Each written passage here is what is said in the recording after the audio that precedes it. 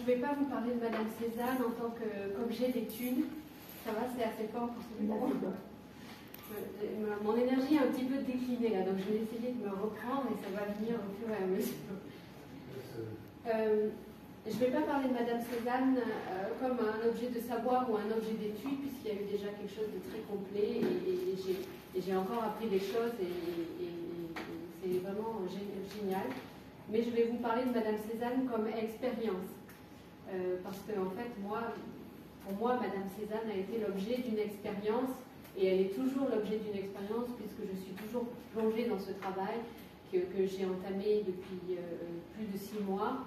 Et donc c'est une autre manière de la rencontrer, pas à travers des éléments psychologiques ou historiques, mais à travers des éléments plus poétiques ou plus plastiques. Néanmoins, j'ai quand même fait quelques découvertes qui ne sont sûrement pas des découvertes pour les historiens, mais qui pour moi ont été des découvertes fondamentales. Et à travers ma sensibilité d'artiste et d'esthéticienne, j'ai fait des découvertes qui sont d'un ordre plus esthétique ou poétique. Mais peut-être je terminerai en vous disant ce que ça m'a fait à moi et de travailler sur elle et ce que le geste et les gestes que j'ai accomplis pour la découvrir m'ont fait. Comment ça a travaillé ma pensée et même mon corps peut-être, puisque certaines personnes m'ont dit que je finissais par lui ressembler, donc peut-être il y a quelque chose comme ça au fil du temps qui vient, que j'incarne autrement Madame Cézanne, ça j'en sais rien. Et Philippe Sollers à un moment dit ça dans un des entretiens, que Madame Cézanne c'est nous, puisqu'il y a un côté désincarné en quelque sorte, hein, il y a un côté parfois un peu vide, moi je dirais pas vide, mais je dirais en tout cas un peu, il y a une présence comme ça un peu flottante qui fait qu'on peut peut-être incarner, enfin en tout cas donner corps à Madame Cézanne, enfin de manière modeste, j'ai eu l'impression d'avoir accompli certaines choses de cet ordre. Moi, ce qui m'intéresse peut-être davantage que le côté psychologique ou historique de Madame Cézanne, ça va être justement son côté paumesque. Alors peut-être ça va m'être reproché et je vais essayer de m'en expliquer. C'est Lawrence qui disait ça dans La beauté malade, qui est en fait un texte qui est c'était une introduction à une exposition de ses propres peintures et il en a profité pour écrire sur Cézanne et c'est un des premiers à s'être vraiment intéressé au portrait de Cézanne et à leur trouver un attrait vraiment indispensable, conséquent. Il parle du côté paumesque et c'est pas du tout péjoratif, au contraire, dans la bouche de Lawrence, quand il parle du côté paumesque de Madame Cézanne, donc c'est pour parler de sa présence, c'est-à-dire que ce qui va être intéressant dans la peinture de Cézanne, c'est qu'il ne va peut-être pas, il ne va pas dire j'aime cette chose, j'aime cette personne, il ne va pas travailler la psychologie, l'expression, même si c'est bien sûr voilà, c'est discutable, en tout cas ce qui plaît à Lawrence, c'est ce côté chosique, on va dire, dans la présence de Madame Cézanne, c'est-à-dire Cézanne va dire la voici, comme il dit voici ces pommes, voici cette femme. On n'est pas dans le commentaire, on n'est pas dans l'interprétation, on est dans la tentative de rendre quelque chose de la présence d'une personne en dehors des caractéristiques secondaires qui sont peut-être la psychologie, l'histoire ou d'autres choses. Et c'est vrai que dans les portraits de Madame Cézanne, il les a complètement débarrassés des attraits, des atours qu'on ajoutait peut-être, selon lui, trop facilement à la peinture de portrait. Là, ce sont des portraits dépouillés où elle donne toute sa force et toute sa présence et comment il arrive à travers la peinture à rendre la force de cette femme dans cette simplicité. Il me semble que c'est tout à fait nouveau et parfois c'est ce qui va rebuter certaines personnes et c'est ce qui attire Lawrence. C'est aussi ce qui va attirer Rilke, qui aussi en 1907, donc assez tôt, va rencontrer les peintures de Cézanne et va être attiré notamment par les grands portraits avec la robe rouge. Et ce qui attire Rilke, justement, c'est la grande différence entre la force, la présence dépouillée de cette femme, la vérité que Cézanne arrive à rendre, et les passantes qui viennent dans le salon d'automne ou dans la galerie, qui viennent regarder les portraits de Madame Cézanne, qui la trouvent laide et qui, en comparaison, se disent finalement je suis pas si mal, et comme ça se pavanent en grande bourgeoise devant la peinture en mettant en évidence pour Rilke que les bourgeoises qui viennent voir la peinture sont totalement à côté de la plaque, si on peut dire, et que ça vient renforcer la vérité qu'a réussi à saisir Cézanne et à rendre dans sa peinture. Donc, Lorentz et Rilke, quand même, deux auteurs majeurs qui voient très tôt qu'il y a quelque chose dans ces portraits qui peut être repoussant, et en même temps, c'est ça qui montre qu'il y a quelque chose de très différent chez Cézanne. Et c'est pas pour rien qu'il a peint sa femme, cette femme, c'est peut-être pas pour rien qu'il est tombé amoureux de cette femme, parce qu'il y a quelque chose de terrien chez cette femme, il y a quelque chose peut-être de la vérité paysanne, je ne sais pas comment l'exprimer autrement, une force qui va l'attirer, qui est très différente peut-être de son propre milieu. Et il y a une vérité chez cette femme qui va coller tout à fait avec ce qui le rend en peinture. Et c'est la rencontre, à mon avis, de ces deux évidences, enfin en tout cas c'est la rencontre de ces deux univers qui sonne comme une évidence et qui est difficile à rencontrer parce que c'est opaque, parce que c'est difficile d'accès, parce que ça attire pas forcément l'œil au premier regard. Hein. On n'est pas dans quelque chose de... Il n'y a pas une mise en scène qui vient enjoliver la vérité, mais il y a au contraire une recherche d'un dépouillement qui correspond à la fois à Madame Cézanne et à la fois à Cézanne, à sa peinture. Il y a une troisième personne qui, pour moi, est fondamentale dans ma compréhension et mon approche de Madame Cézanne, c'est Gertrude Stein, la poétesse et l'écrivaine américaine, qui elle aussi va comprendre très tôt l'importance de la peinture de Cézanne, va acheter un portrait de Madame Cézanne, le portrait à l'éventail, que vous avez là, c'est vrai, j'oublie complètement mes images. Gertrude Stein donc va acheter ce portrait, va l'installer dans son salon, et elle va écrire ce qui est fondamental, sa première grande œuvre littéraire, qui est 3 vies, devant le portrait de Madame Cézanne. Et c'est fondamental pour comprendre la littérature américaine et la littérature de Gertrude Stein. La littérature américaine s'invente grâce à Cézanne et grâce à Madame Cézanne. Parce que Gertrude Stein dit clairement qu'elle veut écrire comme Cézanne peint. Et c'est un tour de force, hein, parce que personne n'a écrit, si vous lisez 3 vies, personne dans la littérature, aujourd'hui ça paraît banal peut-être, parce que vous avez l'habitude de lire Hemingway ou Faulkner, ou Joyce, mais elle invente quelque chose là, en essayant d'écrire comme Cézanne peint.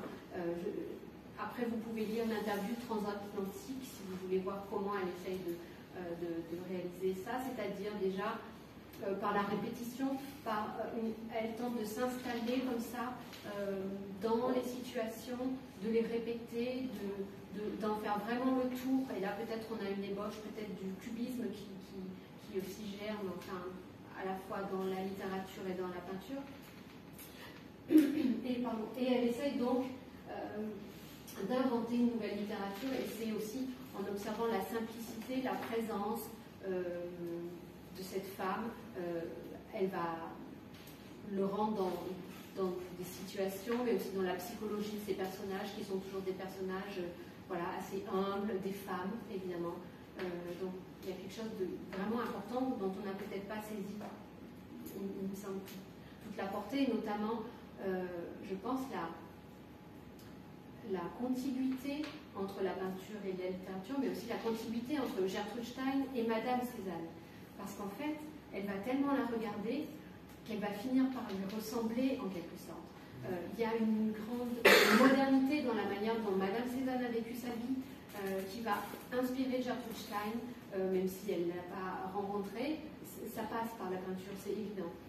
Ça passe dans la littérature et ça passe dans le corps de Gertrude Stein, qui va finir par ressembler à Madame Cézanne au fil de sa vie. Et vous n'êtes pas sans savoir que Picasso est allé dans le salon de Gertrude Stein, parce qu'elle faisait venir tous les artistes, Matisse, mais d'abord Picasso. Et Picasso a vu le portrait de Madame Cézanne. Gertrude Stein lui commande son propre portrait, enfin je ne sais pas si elle lui commande, en tout cas il décide qu'il va faire le portrait de Gertrude Stein, et le portrait de Gertrude Stein ressemble étrangement à la fois dans la posture et à la fois dans les leçons, on pourrait dire, picturales de Cézanne, ressemble étrangement au portrait de Cézanne et donc de Madame Cézanne. Donc il y a comme ça toute une filiation dans le début de la modernité qu'amorce Cézanne, mais aussi dans la manière de se présenter, de vivre, d'être à travers la peinture de Madame Cézanne. Donc il est exposé en 1904, il est acheté par Stein, beaucoup déplacé dans son appartement, et ce qui est assez normal, enfin je ne sais pas, moi maintenant ça me paraît normal, mais elle va décrocher le Cézanne et mettre le portrait que Picasso fait d'elle à la place. Elle va toujours garder celui-là, ce qui va circuler dans différents endroits de son appartement, mais c'est vraiment une œuvre maîtresse si on veut comprendre tout ce qui se passe en littérature et ce qui se passe dans la vie de Gertrude Stein aussi. Et cette femme, vous savez, lesbienne, qui va être un modèle pour les générations futures dans les manières de mener sa vie, le rapport à l'art, le rapport à l'amour et la liberté dans les mœurs, etc. Alors si j'essaye de descendre un petit peu, non. Voilà. Voilà, là vous avez, on ne voit pas très bien, mais c'est Gertrude Stein avec sa compagne, et dans le fond vous avez le Cézanne à côté de la cheminée. Alors là, vous avez le Gertrude Stein et le portrait de Picasso. C'est étrange parce que Picasso disait, alors au début tout le monde reprochait un peu la même chose qu'on reprochait à Cézanne, le portrait n'est pas ressemblant. Le portrait de Gertrude Stein n'est pas ressemblant, et Picasso dit, elle finira bien par lui ressembler. Et c'est juste, en fin de compte, elle a fini par lui ressembler, il avait vu ce qu'elle allait être et ce qu'elle allait devenir, et je crois, il y a aussi cette similitude comme ça, on peut faire ce rapprochement. C'est vrai que Madame Cézanne ne ressemble pas toujours au portrait qu'en fait Cézanne, mais il a un coup d'avance, il est même en avance sur lui-même, dit Solers. Cézanne est en avance sur Cézanne, et Cézanne est même en avance sur Picasso, parce qu'après, quand on les met côte à côte, on voit que, en fait, c'est presque, voilà, Cézanne est toujours un coup d'avance. Et Hortense était en avance sur Hortense, je crois. Elle n'a pas forcément compris tout ce qui se passait, quoique, non, mais elle a mené une vie libre, elle s'est même coupé les cheveux très courts avant les années 20, donc c'est quand même un acte, voilà, qui est un acte d'une femme libre. Elle a mené sa vie d'une manière qui était parfois contestée, et elle a tenu bon, et voilà, elle était en avance sur Hortense, on peut dire, elle constitue toujours un modèle, et on a loupé pas mal de choses, et je crois qu'il faut peut-être revenir, et Gertrude Stein, elle les a pas loupées, ces choses, elle a vu. Et là, bon, c'est le clin d'œil, mais moi ça m'a paru frappant quand j'ai fait le montage photo. Vous avez Gertrude Stein et Hortense Fiquet quand elle a les cheveux courts. Bon, la photo est moins flatteuse parce que c'est une photo ancienne, mais il y a quelque chose d'assez frappant. Peut-être c'est moi qui projette, mais je ne crois pas. C'était une photo sur son passeport quand elle allait en Suisse. Voilà, c'est une photo d'identité, donc, mais voilà, c'est couper les cheveux.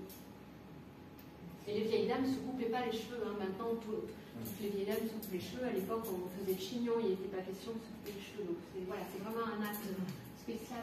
Donc là, c'est le portrait de Gertrude Stein peint par Picasso. Donc, je n'ai pas mis les deux côte à côte, mais vous voyez la même position, le même visage de trois quarts, et une sorte d'austérité, et les yeux en fente noire, hein, comme on s'étonne souvent sur ses yeux comme ça.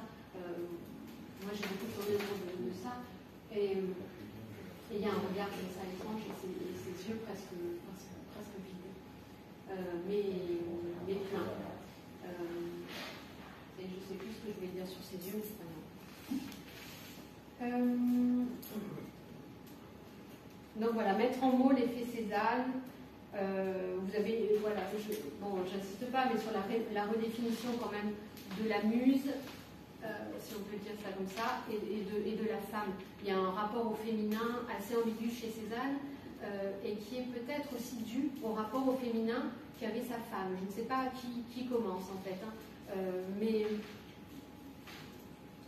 il y a quelque chose d'assez chaste dans les femmes que peint Cézanne, et en même temps, peut-être un côté, je dirais, bon, je ne veux pas rentrer là-dedans parce que c'est la période, mais un côté non genré du côté d'Hortense, qui est à la fois féminine, mais qui invente un nouveau féminin, je trouve, à travers, on le voit à travers les portraits, il y a une autre manière d'habiter sa féminité qui n'est pas pleine d'atours, mais qui est dans une présence vraie qui me semble à essayer inspirer le Gertrude par exemple, mais d'autres femmes. Il y a un côté impersonnel et sans affect, ça on l'a dit donc pour la peinture de Cézanne, mais je crois que c'est important. Pour revenir à ce qu'on reproche à Madame Cézanne, enfin en tout cas au portrait, mais aussi à Madame Cézanne, puisqu'on brode à travers l'interprétation psychologique de la vie de Cézanne. Alors, si Cézanne est comme ça, alors c'est que Cézanne est comme ça. Voilà, Cézanne paraît chaste et un peu bon, alors Madame Cézanne est frigide. Donc voilà, on peut comme ça broder sans fin. Et d'ailleurs, c'est ce que j'ai fait pour me débarrasser, et la débarrasser de tout ce qu'on a pu écrire, puisque tout ce que j'ai brodé sur la veste, j'ai rien inventé. Si vous avez vu l'exposition, c'est que des choses que j'ai retrouvées dans des livres et pas sur des blogs d'adolescentes, des livres sérieux. Parce qu'encore les adolescentes ne s'intéressent pas à Madame Cézanne, mais peut-être elles devraient s'y mettre. En fait, ce qu'on ne supporte pas chez Madame Cézanne, c'est le réel. En gros, mais c'est valable un peu pour tout le genre humain. Ce qu'on ne supporte pas, c'est le réel. Donc c'est pour ça qu'on y rajoute des représentations. Et c'est ce qu'on a fait allègrement sur le personnage de Madame Cézanne. Ce qu'on ne supporte pas chez elle, c'est le réel. C'est pour ça que je suis assez proche de ce que dit Lorentz sur la pomité. Parce que la pomité, il ne faut pas s'en faire une montagne. C'est pas que Madame Cézanne, c'est un objet sans vie, inerte, dont on fait n'importe quoi. Non, la pomité, c'est le réel. C'est la présence réelle, débarrassée de toutes les interprétations. Alors c'est le réel qu'on ne supporte pas chez Madame Cézanne, et c'est pour ça que les bourgeoises qui passent devant, elles ne peuvent pas s'y confronter. Elle est trop forte, Madame Cézanne, elle est trop là. Bon, vous connaissez le philosophe Clément Rosset, mais peut-être je vous donne une citation pour... je ne me rappelle plus, j'avais prévu plein de choses, mais... non, ma citation n'est pas forcément très bien, mais...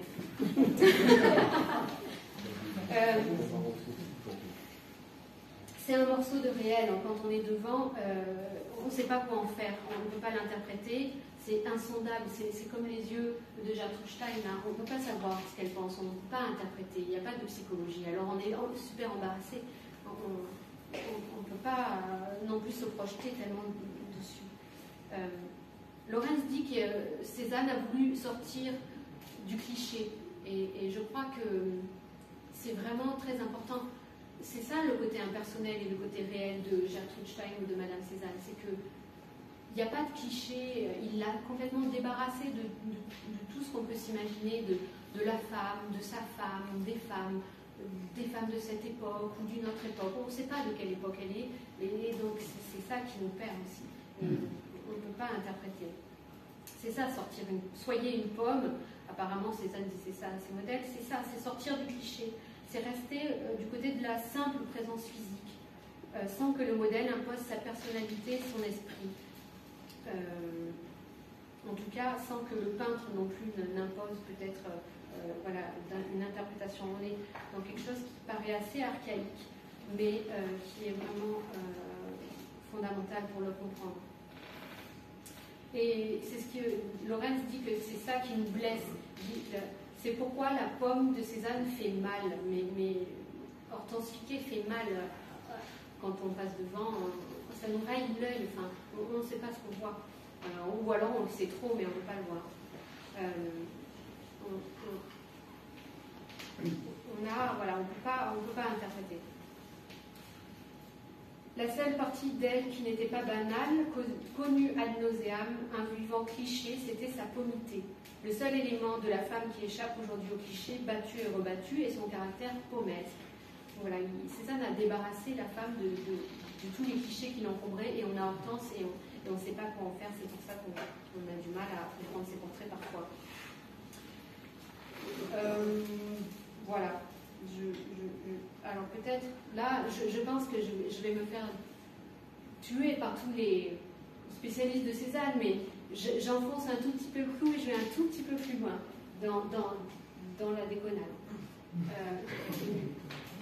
Non, là, c'était vraiment très sérieux.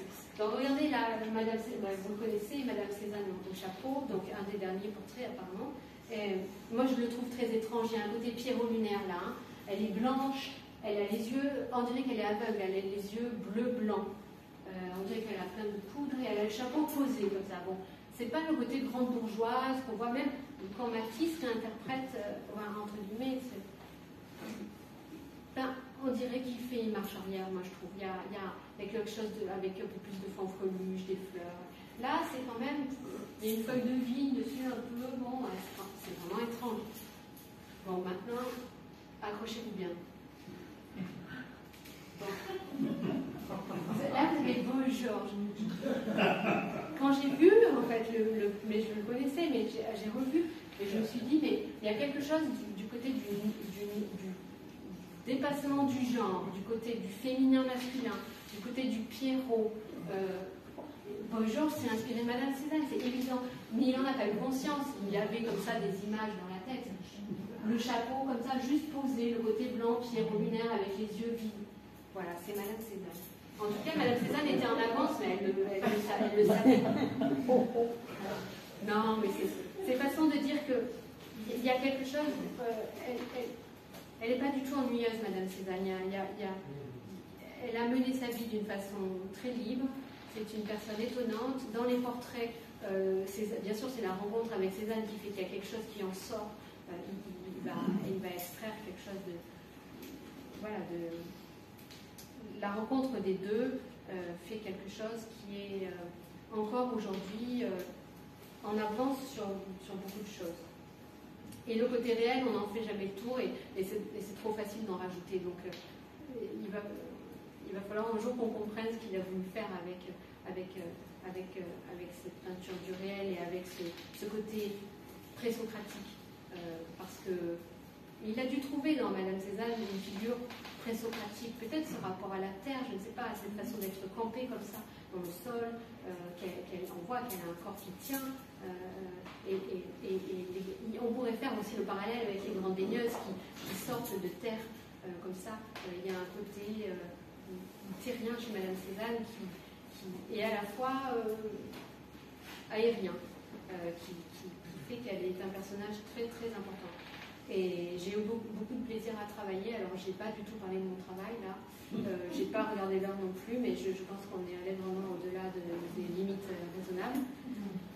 Peut-être, si c'est pour le travail que j'ai établi autour de Madame Cézanne, peut-être ce serait plutôt si vous avez des questions, parce que j'en ai déjà parlé en haut. Moi, tout ce que je vous dis là traverse complètement l'œuvre que j'ai réalisée, les œuvres que j'ai réalisées autour du personnage. Toutes les calomnies, ceux qui ont vu l'exposition, sont brodées sur l'habit. Donc là, bon, il y a beaucoup de choses sur la trace, sur le geste, parce qu'il y a quand même la main, hein, c'est une écriture qui n'est pas sur un support habituel, donc sur un support flottant qu'on peut porter, qu'on peut enlever. C'est une écriture presque sur de l'eau, sur le tissu, et en même temps c'est une inscription qui n'a pas de début ni de fin, donc qui sort complètement de l'histoire. Vous pouvez prendre les calomnies brodées sur la veste dans n'importe quel sens.